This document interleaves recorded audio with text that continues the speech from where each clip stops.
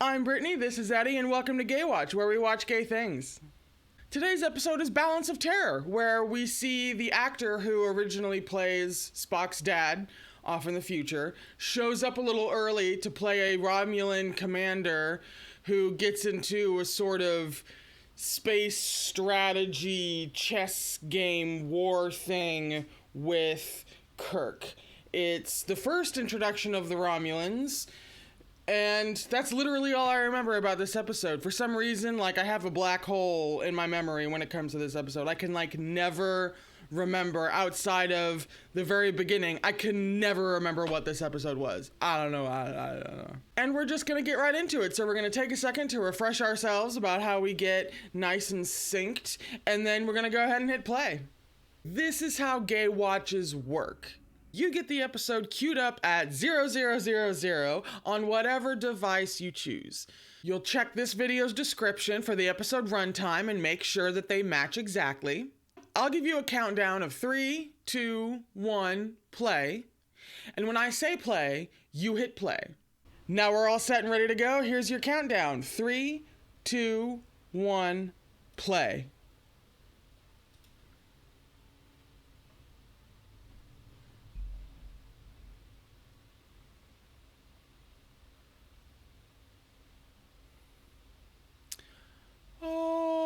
The wedding! Oh, the wedding. I hate remembering things. Oh, they broadcast in the wedding.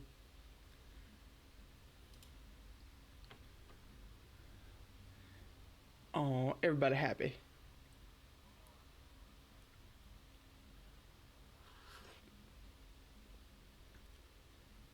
I'm almost certain that's bad.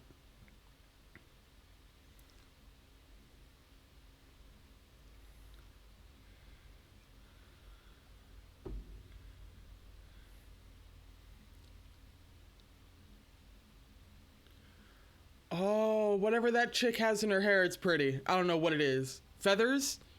Feathers and flowers. No, just feathers.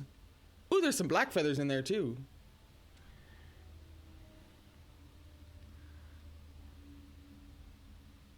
That was Kirk light. We got Kirk light at this wedding. Wasn't the strongest Kirk light, but it was still there. Ooh, he cute. Pastor Kirk has Kirk light.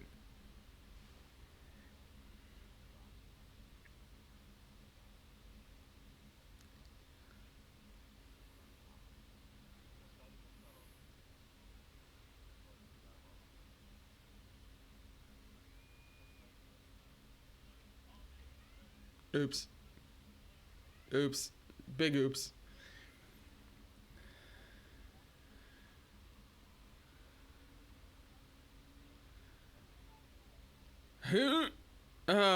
Wedding postponed. I like that candle that was in the background, though. That was a completely batshit candle. I love that.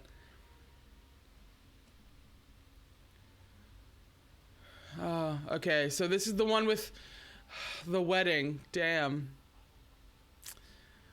I also know this is the one with, isn't it like the first time that anyone has seen a Romulan in forever, to the point where we don't know what Romulans look like? And then there's that plot twist.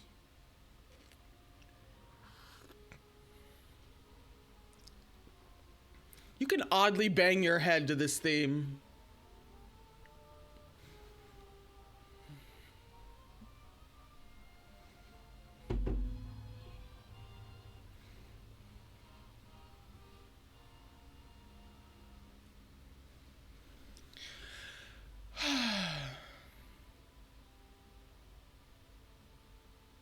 That's a really nice, lovely harp music to be playing over the title Balance of Terror.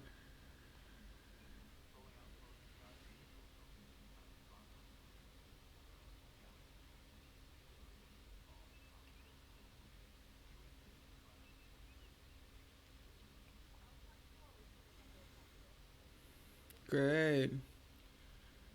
Oh, even better.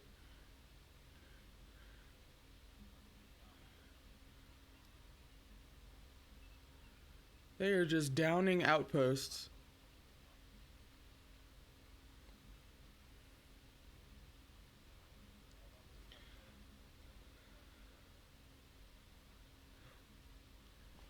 That's a good engineer.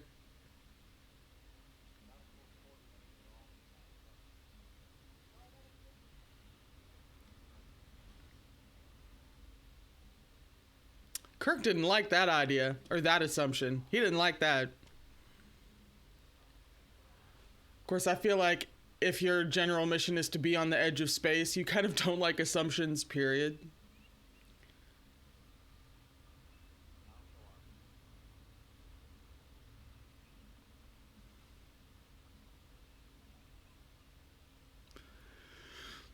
Where is our position being shown? Did I miss something? I missed something, didn't I?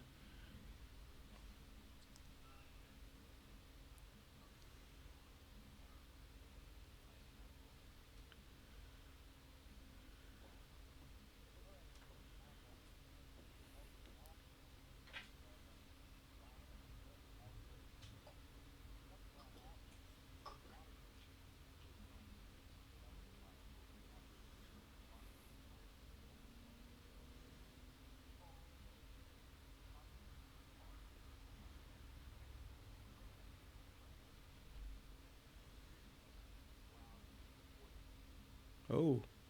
Oh. Right!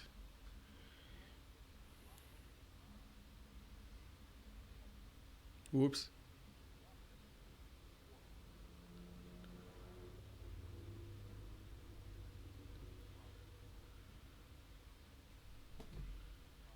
So, oh yeah, we have a cat joining us. This is hilarious, and a Gaywatch first. Hold on while I get rid of a feline. Just keep watching, be entertained.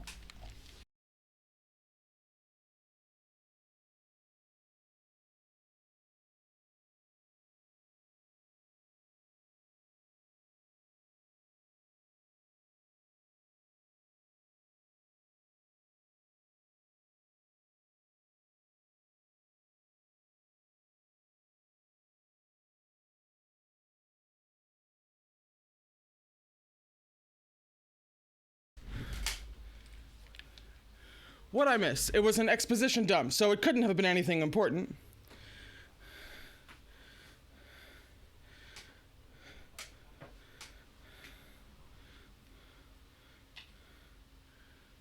Uh-oh.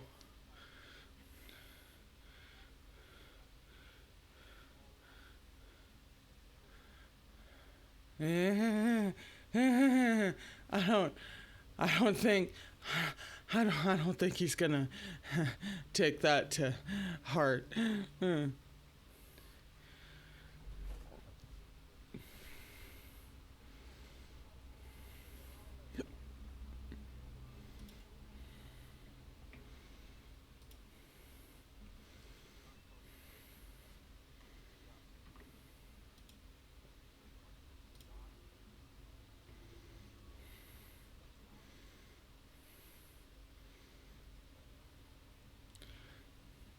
So this is really bad, is what I'm getting.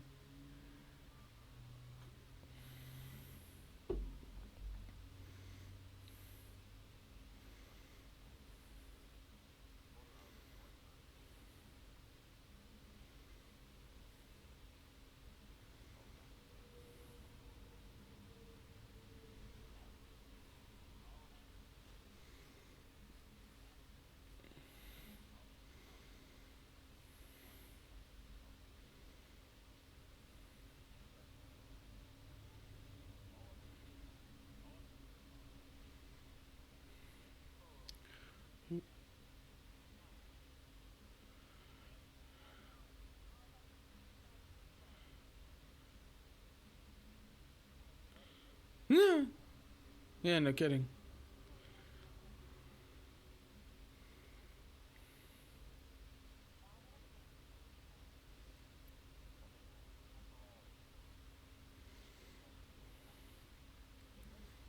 Oh, that's hot.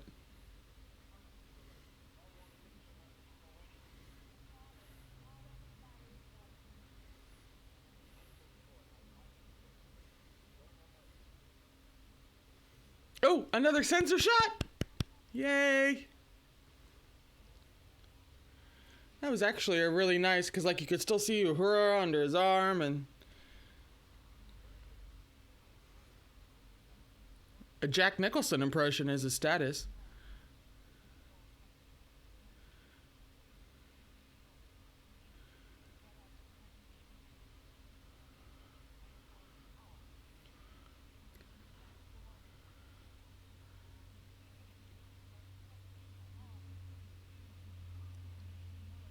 So like, they have some new sexy weapon?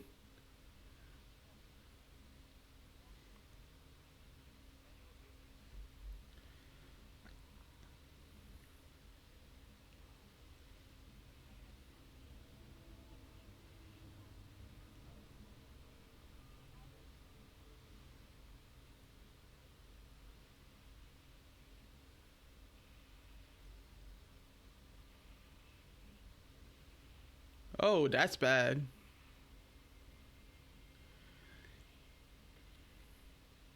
Yeah, everyone's gone a bit sick.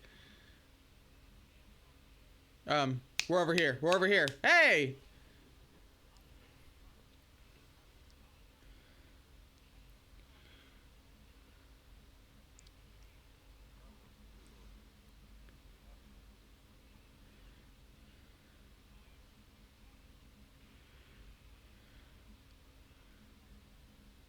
Kirk.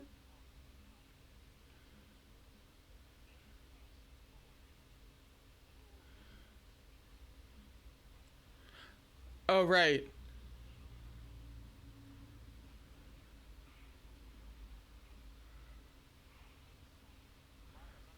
I know the one bit of technology that hasn't been discovered that Starfleet doesn't know that the Romulans have.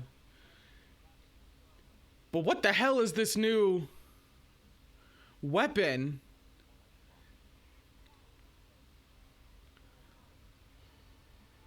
Oh, yeah, no, they're just firing at will.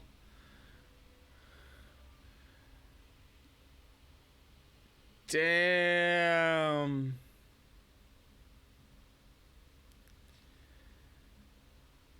Damn.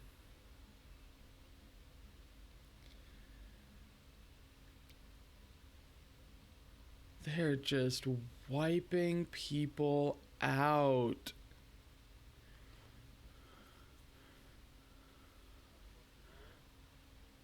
Obliterated. Yeah, well, yeah.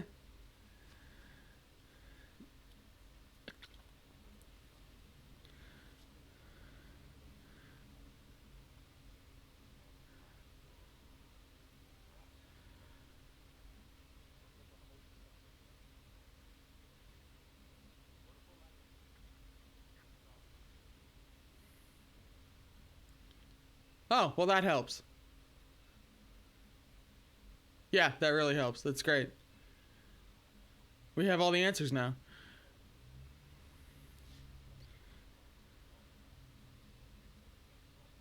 That's another nice shot.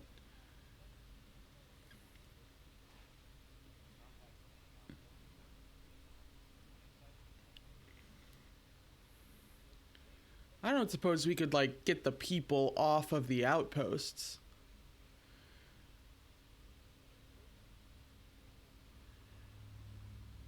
Ooh.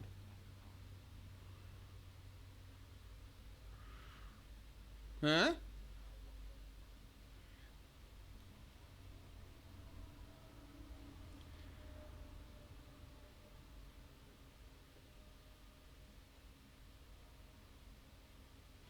Yeah, so these Romulans are, like, crossing the neutral zone into where they shouldn't be and just, like, wiping people out.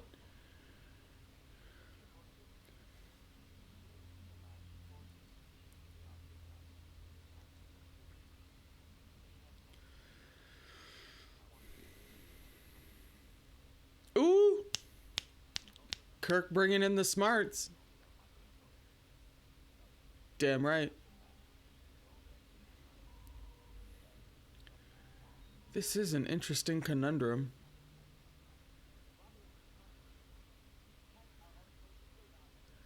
I mean, yeah, that's an act of war, but like, oh, that's a sobering thought. Oh. Oh, great.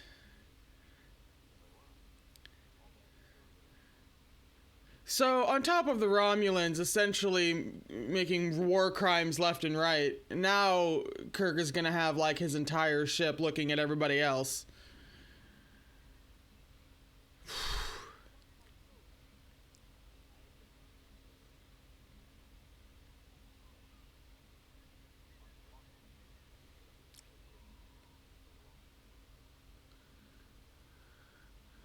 Ooh, ooh, we get to see him for the first time? Is this it? Is this it? Tell me this is it.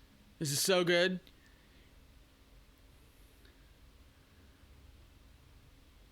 Yeah. Zeke Heil. Hoops! They look like Vulcans. Yeah, I'd zoom in on Spock. Oh, yeah, that deserves an eyebrow. Yeah. Spock knows exactly what's coming.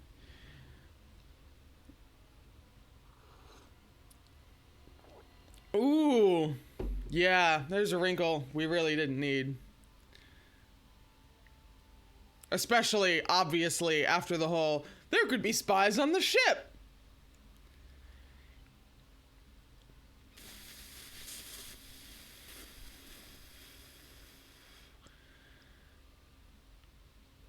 Kirk is very keenly aware.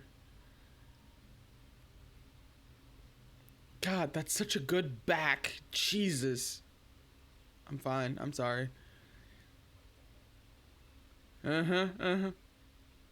Yeah. Oh, Spock's concerned. Oh, could write an essay about that look. Uh-huh.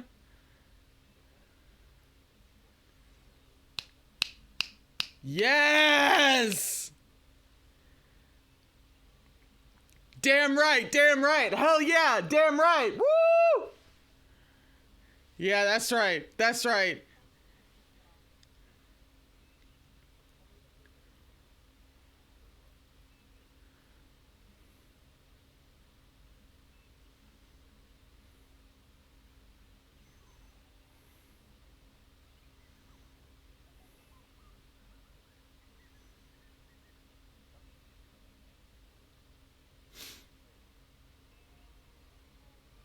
What the heck is that? A caterpillar? I was about to say, that's not staying with him.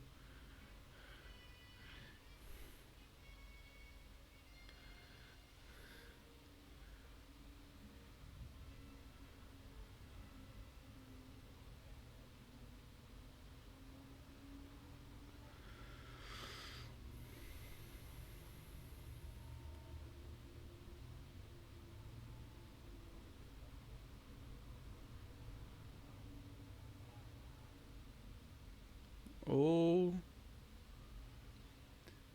This captain can see through the tactics. Which I believe is part of the deal for this episode, that they're extremely evenly matched.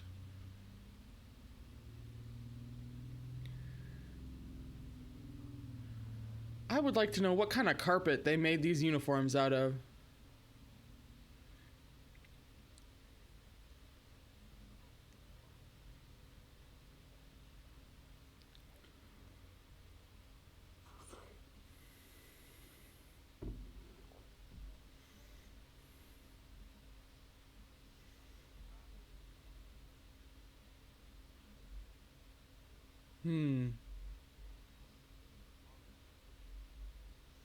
Why do I recognize that guy? If for no other reason, you know that Romulans and Vulcans are connected because of the eyeshadow.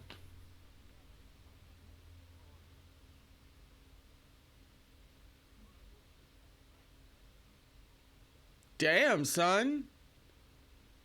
You just got fucking demoted.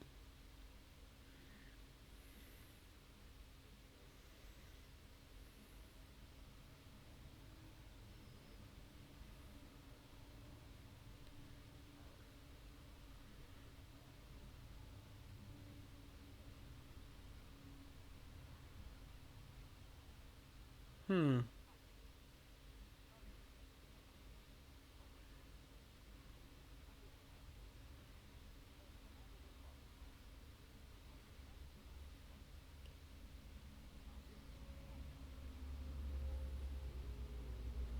Huh.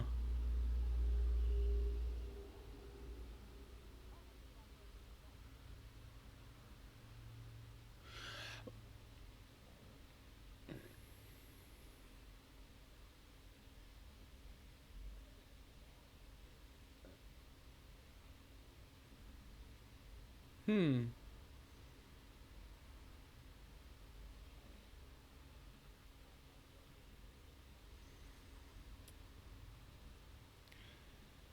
Damn.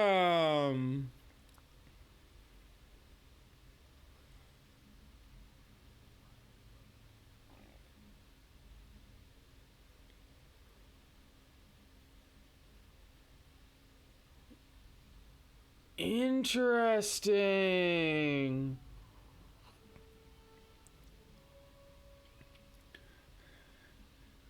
There's a nuance I wasn't expecting, especially from the villain side.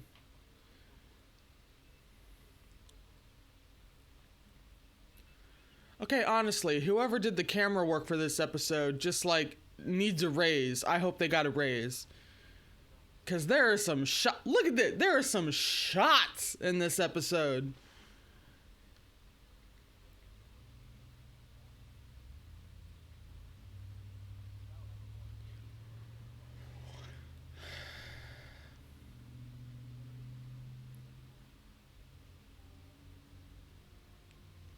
Oh, great. We gotta have that guy in the briefing room. I wonder if this is gonna go badly.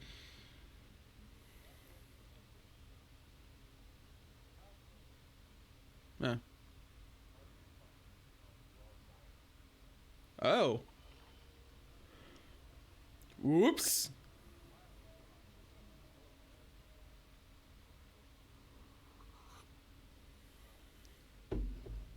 We fucked. Yeah. Yeah.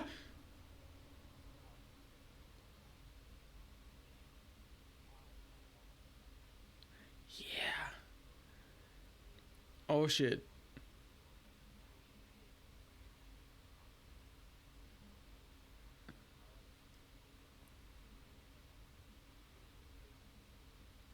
Hmm.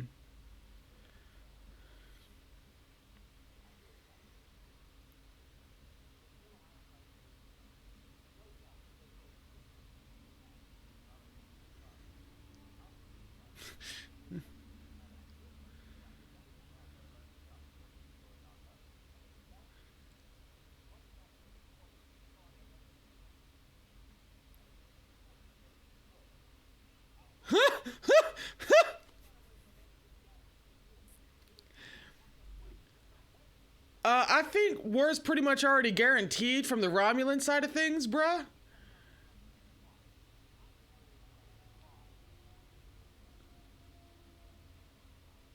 Damn right. Don't you mess with the captain's love interest. You sit your ass down.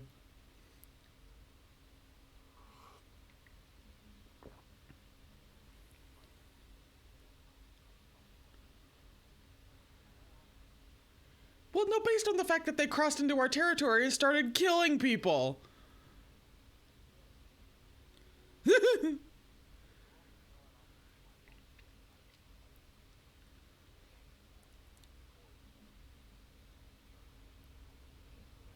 Yeah.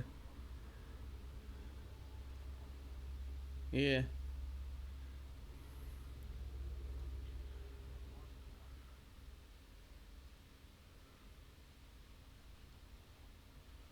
They're already starting one, McCoy. We're practically already there.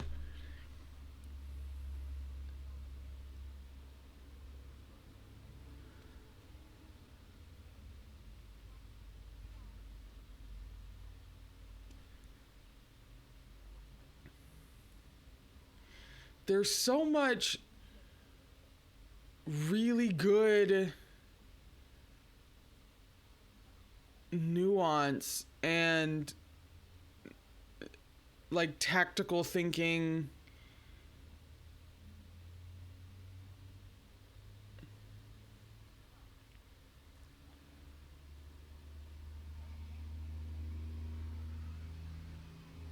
Like, this is really a fantastically intellectual episode. Yeah, well. Yeah.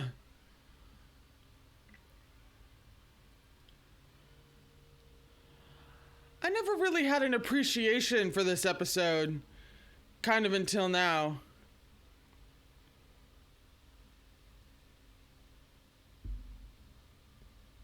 I mean, I probably wrote it off as somewhat stiff and boring. But this is like really, really... I was gonna say fascinating, but that's a pun in these here parts, so... interesting.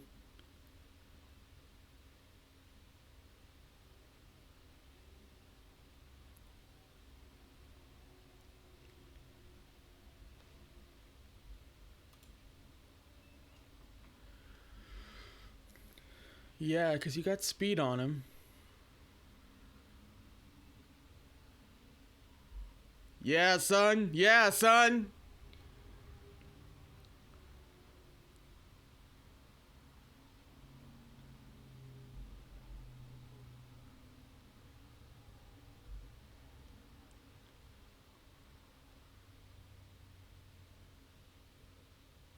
Huh.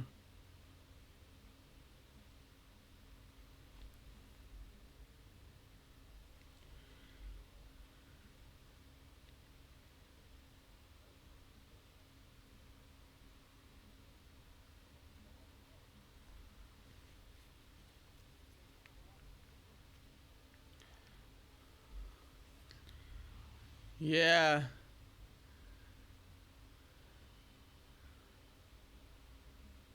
What? I clear the smoke from the screen. What happened?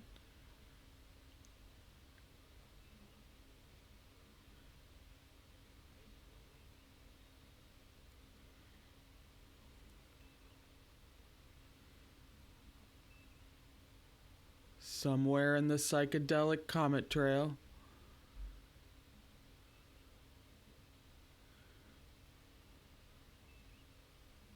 Eh? Nope. Yep. That's got us. Why, it's almost like we're foils for each other. Yeah, when all else fails. You still cute.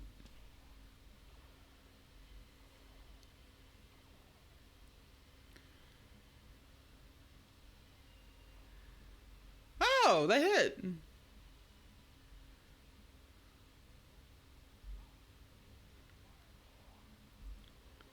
Can they tell when they hit them?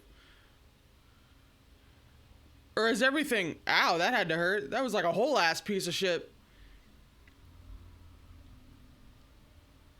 Oops. Lifting styrofoam is so hard.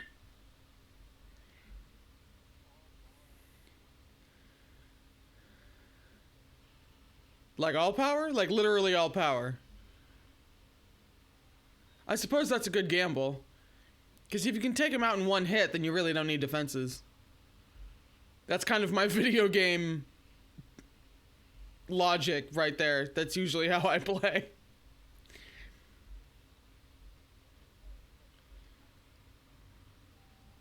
Doubt it. More like they're becoming visible so that they can fire at you. Move! Yeah. Yeah. You trying to outrun it?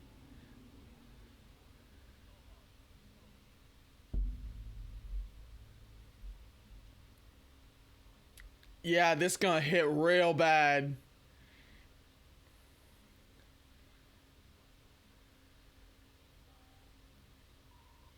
Ooh, that would help.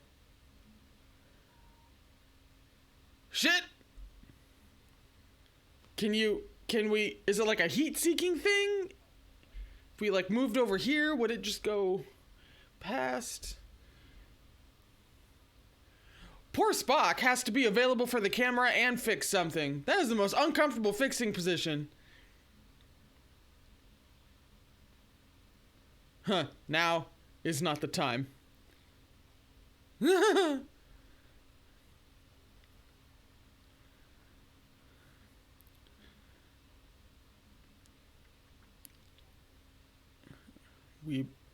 We about to get our world rocked.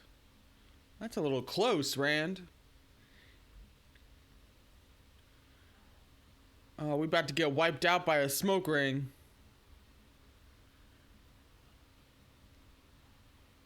Oh, that hurt. I think some systems just went dark. Oh, it detonated right before it could like fully impact? See, I love this. I love when a show or an episode introduces these seemingly disparate elements and then they spend the episode tactically working out how each one would respond to the other one in terms of strengths, weaknesses, workarounds, all that jazz. I love shit like that.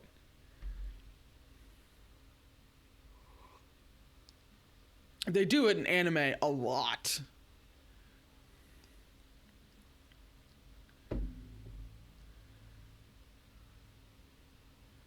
That is some emergency Kirk light. I wonder why they always have the Romulan vessel coming up over the top of the camera.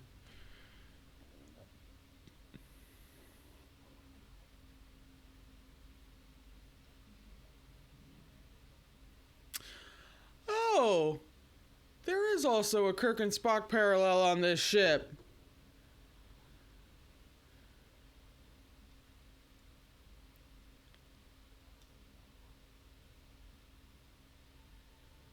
Yeah.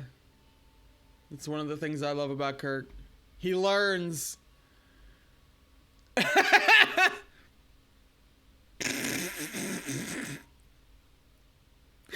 was the biggest power move.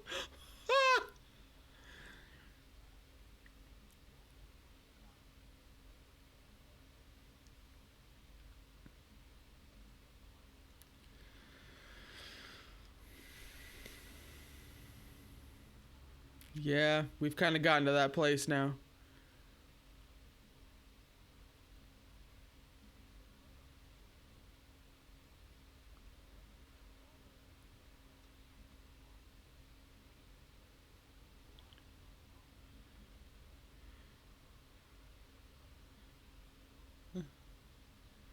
I mean, you still have to take the shot.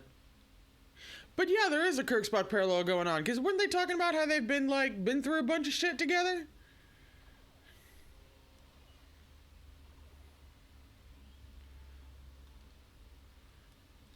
I mean, blind shots worked last time. See?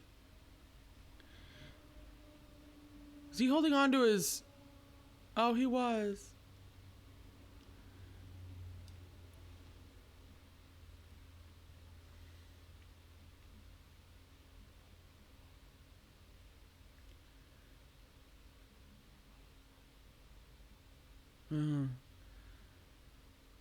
Shit.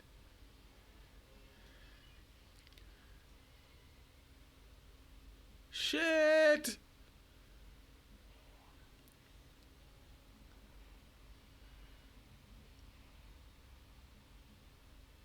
Uh-huh.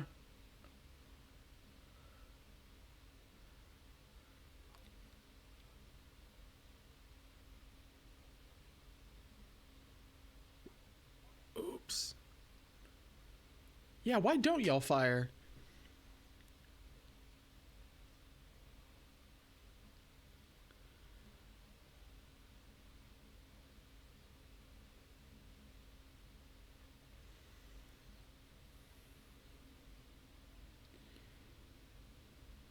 Oh. Oh, he got an idea. I have no idea what it is, but he got one.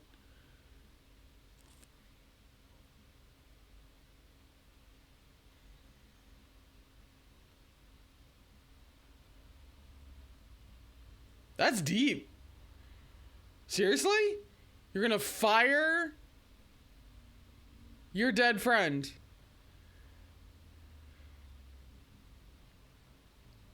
At the ship that killed them.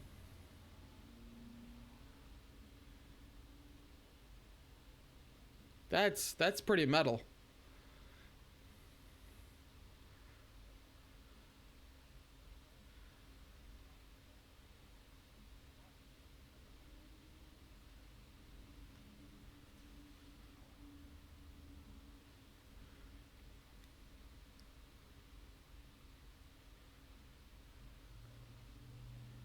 Huh.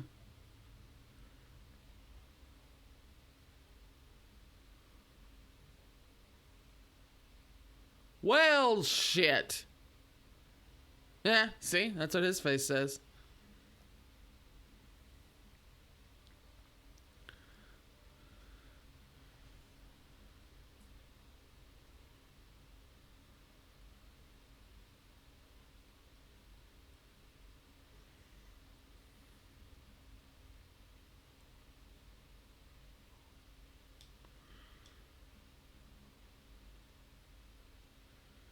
Oh.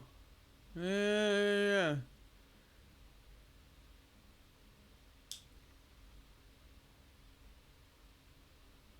Hmm.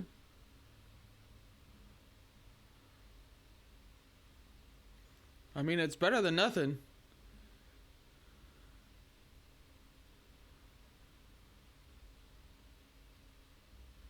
He's trying to outquiet the other.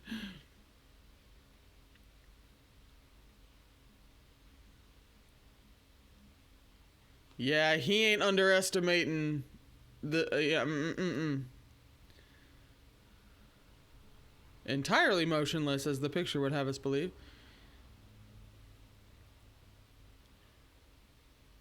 Oh, hi, Rand.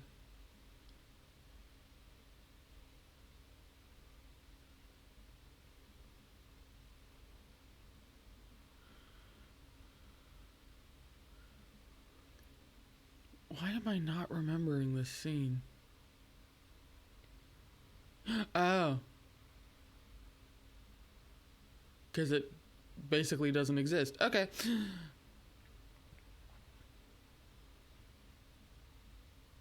You kind of are.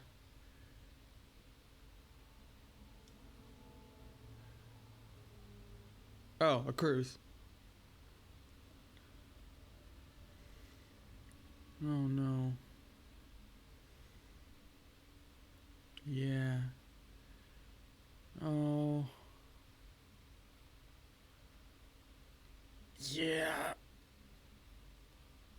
That's the bitch of command, isn't it?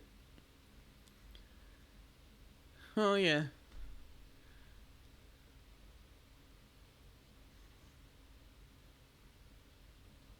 Yeah.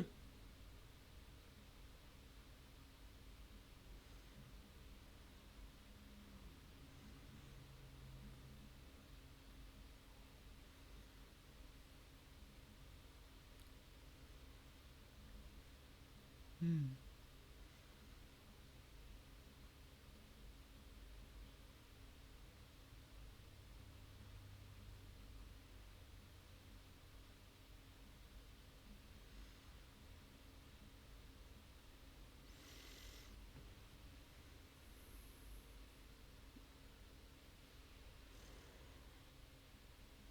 My heart is full, and yet it is breaking.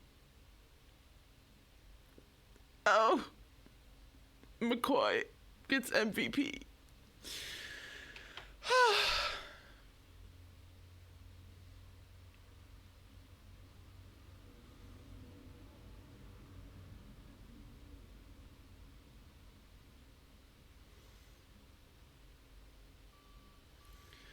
Oh, Spock.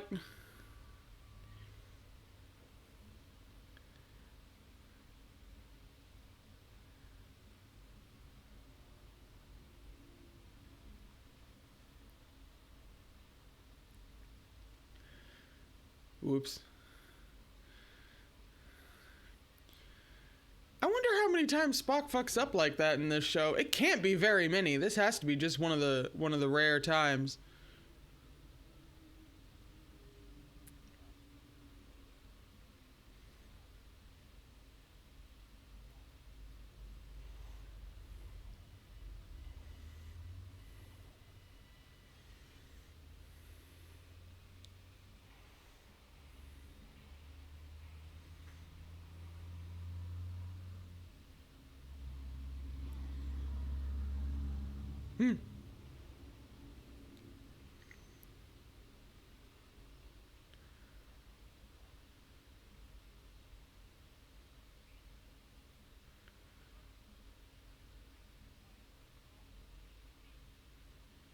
I mean, you are up against the Starfleet's proudest flagship.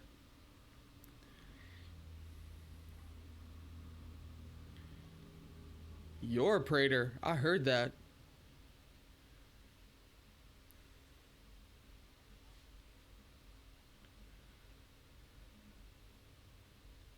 Hmm. Hmm. Hmm.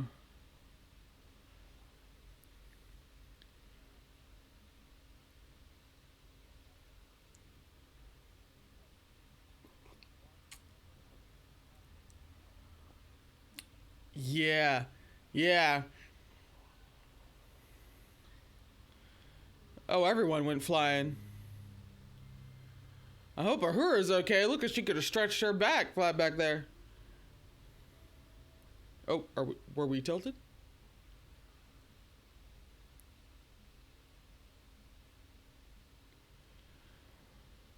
Right. No, they're not. Ooh, is this how they get him? I've forgotten how they get him. I forgot everything about this episode. Shit.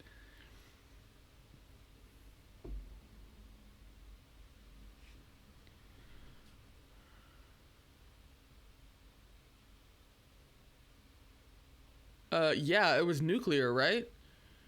Kirk light.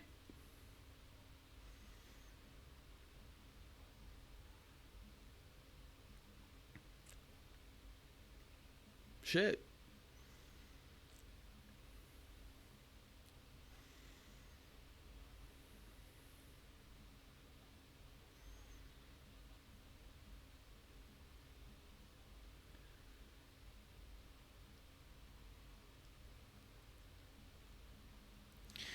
It's interesting how that guy is a problem, but calmed down at some point. I thought he was gonna try to call on Spock for fucking up on purpose. I thought that was totally gonna be a thing.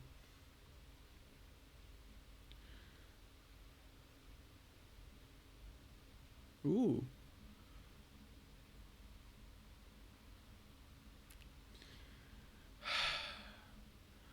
Yeah.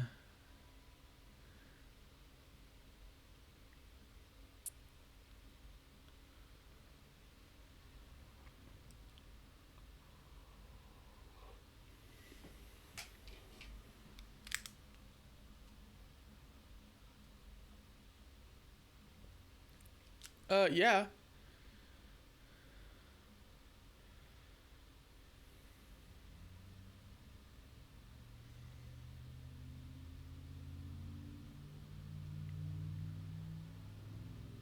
He's so done.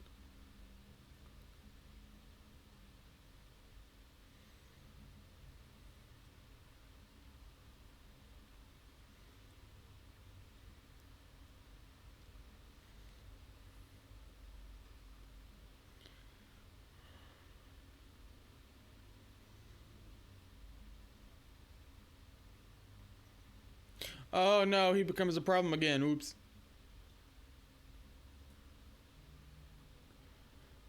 Excuse you. See, this is why I shouldn't be in Starfleet. It requires, like, adulthood. And, I'm not gonna... Can you imagine someone being like, you know, we're gonna do this without your help, human? Like, no! Fuck off!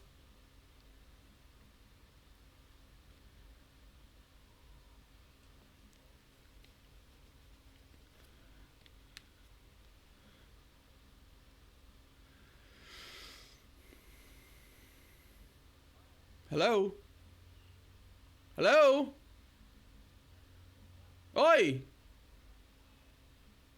What? What the fuck? Yeah! Oh, right, duh. That was stupid. Yeah, right. How did they...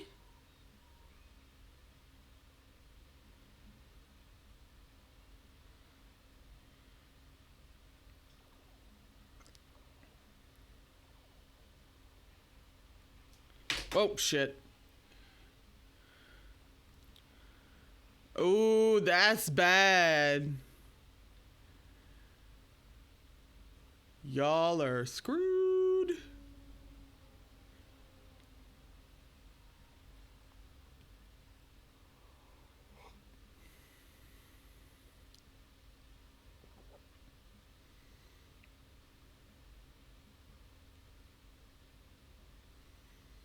That's right. They haven't spoken this whole time.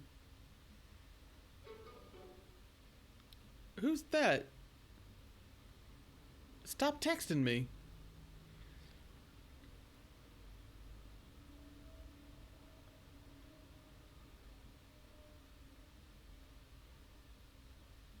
With the most gloriously stern Kirk light.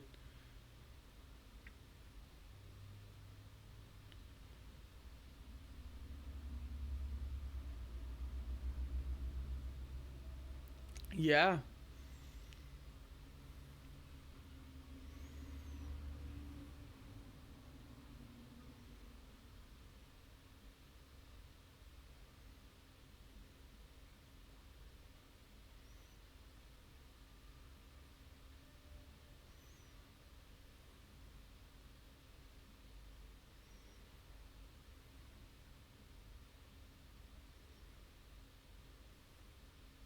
Hmm.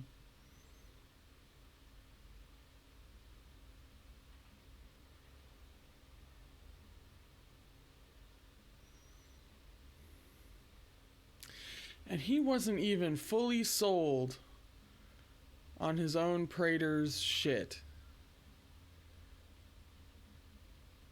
And yet he carried through anyway.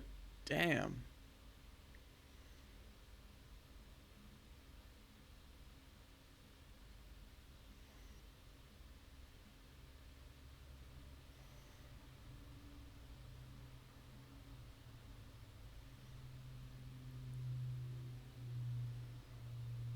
Mm-hmm. I mean, not this guy deserves to know that Spock's actual but you know.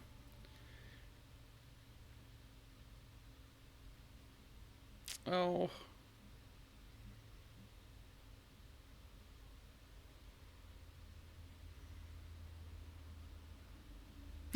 Well, that's great. Right? Yeah. He's like, you can't even laugh because wow. Oh, this poor woman.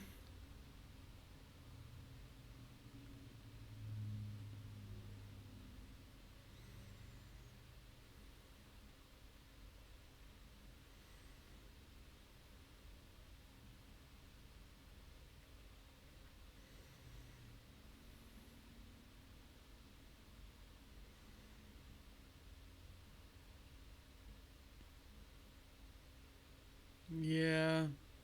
And see, like, it was his decisions that led...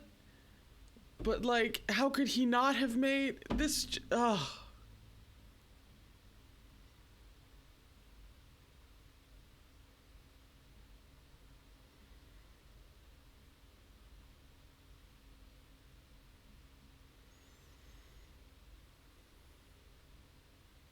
He's not!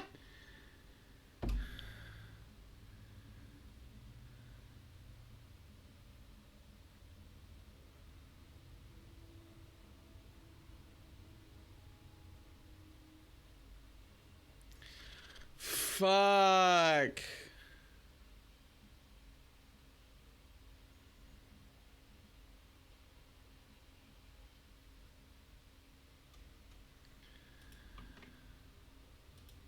God, we have just been on a run of just downer / complicated endings. Like, God. So obviously there wasn't much Kirk-Spock interaction that could do with any, analysis or interpretation, etc.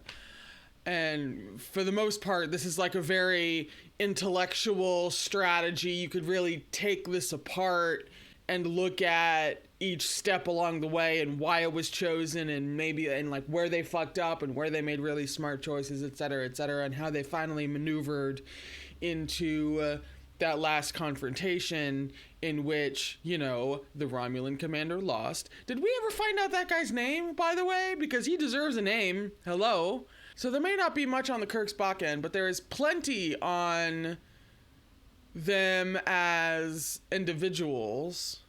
In terms of Kirk, this was an episode that combined a couple of elements that we've seen previously, and they did so in really fascinating ways. We've seen previously Kirk struggling with the real weight of command, and we have seen Kirk previously play chess games to really outmaneuver his opponents, a la Corbomite maneuver and such instances as that. And here's when they were actually combined. He is locked in an extremely high stakes, on the border of war game, for lack of a better word, game of strategy, with a virtually unknown opponent that he can only learn about through that guy's moves.